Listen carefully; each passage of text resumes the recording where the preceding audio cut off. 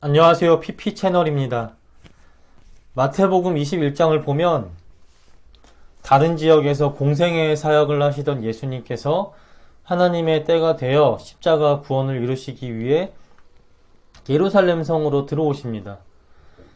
예수님께서 십자가의 구원을 이루신 이유는 첫 번째, 죄의 노예가 되어 고통당하는 자기 백성을 구원하시고 해방시켜줄 구원자의 사역을 감당하시기 위해서이고, 두 번째, 죄로 인해 신음하는 온 세상을 구원하고 다시 하나님의 뜻대로 온전히 다스리시는 왕의 사역을 하기 위해서였습니다.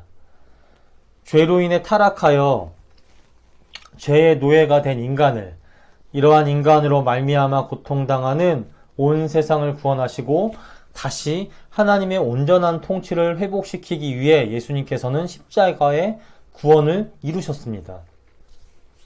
그러므로 죄로 인해 멀어진 하나님과 우리 인간의 관계를 다시 화평케, 화목케도 하셨어요.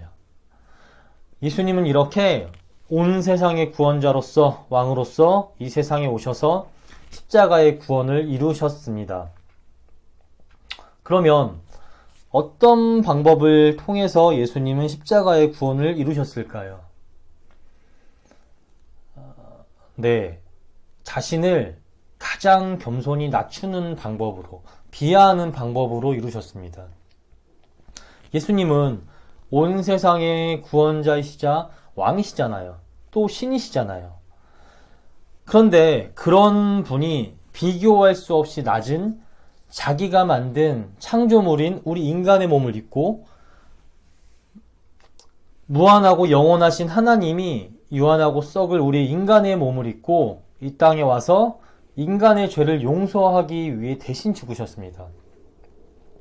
가장 높은 자리에 계신 분이 가장 낮은 자리로 와서 가장 낮은 우리의 인간의 몸을 입고 십자가의 구원을 이루신 거예요.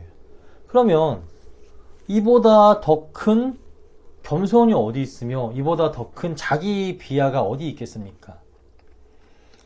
그렇기에 예수님은 겸손의 왕이자 동시에 십자가의 구원을 통해 하나님과 우리 사이를 화평케 하신, 화목하게 하신 평강의 왕입니다.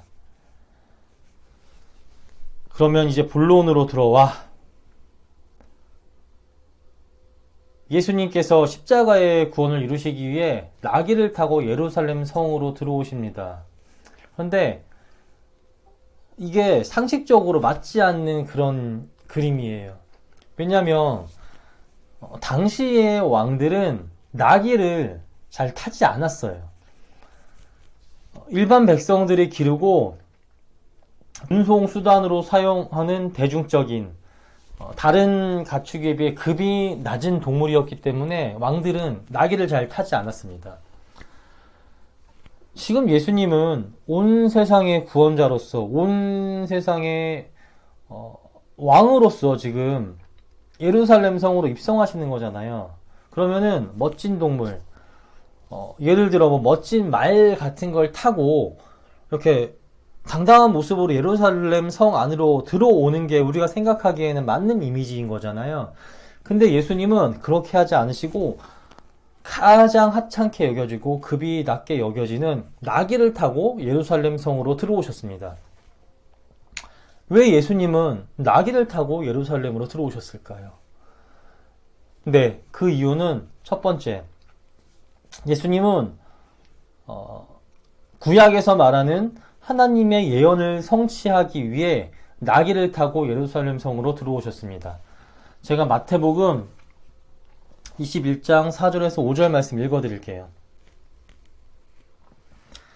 이는 선지자를 통하여 하신 말씀을 이루려 하심이라. 일러스되 시온의 딸에게 이르기를 내 왕이 내게 임하나니 그는 겸손하여 나귀 곧 멍에 매는 짐승의 새끼를 탔도다.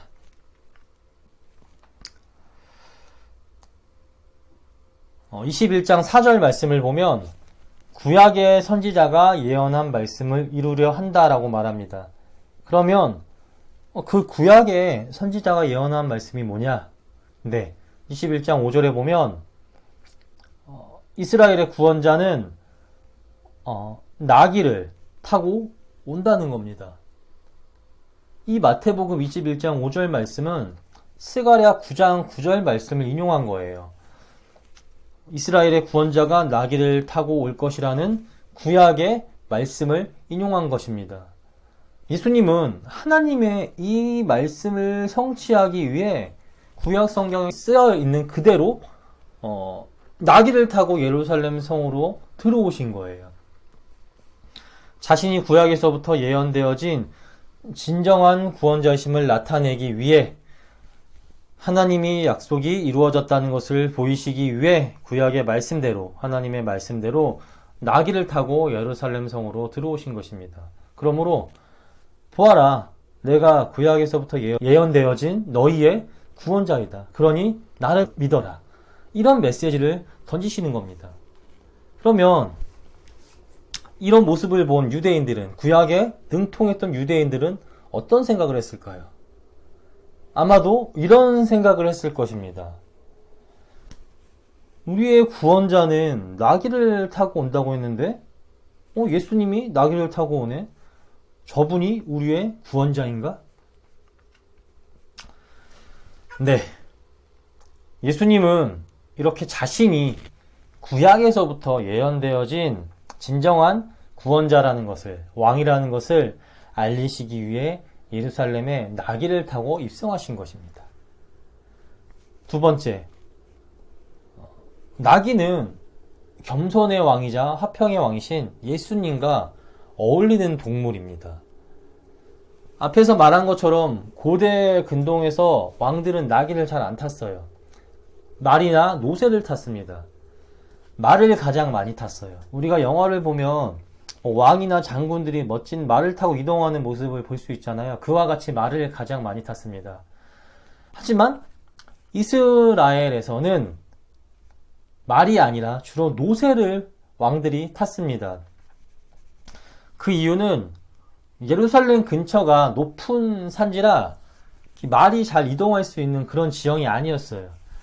말이 기동성이 좋은 동물이긴 하지만 말은 높은 산지나 울퉁불퉁한 길, 오르막이나 내리막 이런 데를 이렇게 잘 다니기 유용한 동물은 아니에요. 기동성은 좋지만 그런 지형에는 좀 약한 동물입니다. 그러니 해발 900m 정도의 고지대인 예루살렘에서는 말이 그렇게 유용하지가 않았을 거예요. 그렇기 때문에 이스라엘의 왕들은 말을 주로 타지 않았던 것으로 보입니다.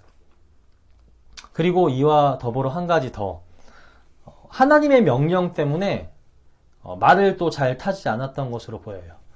신명기 17장을 보면 하나님이 이스라엘 왕에게 병마를 많이 두지 말라고 말씀하세요. 병마는 군사와 말입니다. 옛날에 말은 전쟁에 많이 이용되었어요. 기동성이 있고 사람보다 힘이 세니까 여러 필요가 있어서 그랬던 것 같아요. 사람이 타기도 하고 뒤에 마차나 병거 같은 것을 매달아서 전쟁 중에 많이 썼습니다. 이런 식으로 말을 이용해서 싸우면 군사들이 직접 몸을 맞대서 싸우는 것보다 훨씬 더 높은 효율을 내었기에 당시 전쟁에서는 말이 필수적이었고, 그러므로 이 말이 그 나라의 군사력을 나타내주는 하나의 척도로서 이용되기도 하였습니다. 그런데 이렇게 중요한 말을, 나라를 지키는 데 있어서 꼭 필요한 말을 하나님께서는 많이 두지 말라고 말씀하셨어요. 왜냐? 그 이유는 병마를 많이 두는 것은 하나님이 아니라 군사력을, 즉 인간의 힘을 의지하는 것이었기 때문에, 하나님은 이스라엘을 출애굽시키시고 자신이 이스라엘의 구원자이자 왕이 되셨습니다.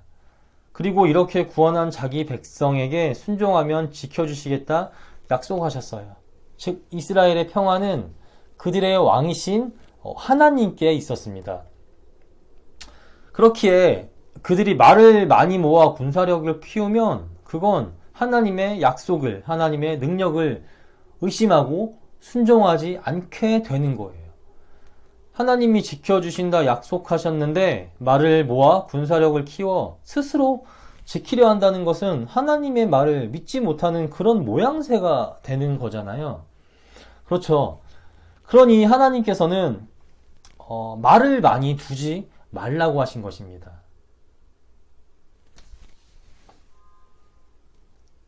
이렇게 지형적인 이유와 하나님의 말씀으로 인해 이스라엘은 말에 대해 부정적이었고 왕도 그로 말미암아 말을 잘 타지 않았던 것으로 보입니다. 대신 왕은 주로 노새를 탔습니다. 노새는 암컷 말과 수컷 나귀를 교배한 종으로 말과 나귀의 장점을 두루 가지고 있었어요. 말처럼 어느 정도 기동력을 가지고 있었고 또 나귀처럼 험지에서도 어느 정도 이동이 가능했습니다.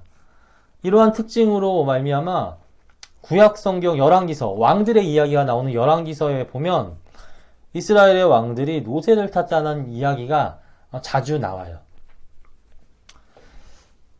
그러면 이러한 문화적 배경으로 보면 온 세상의 구원자이자 왕으로 오신 예수님께서 말이 아니더라도 노새를 타고 예루살렘 성으로 입성하시는 게 맞는 그림입니다. 그런데 예수님은 노새를 타지 않고 나귀를 타고 오셨어요. 왜 나귀를 타셨을까? 그 이유는 나귀는 당시 이스라엘에서 겸손과 평화를 상징했기 때문입니다. 성경을 보면 스가랴 9장 9절이나 마태복음 21장을 보면 나귀와 겸손을 연결시키며 이렇게 말합니다. 앞으로 올 메시아는 겸손하여 나귀를 탈 것이다.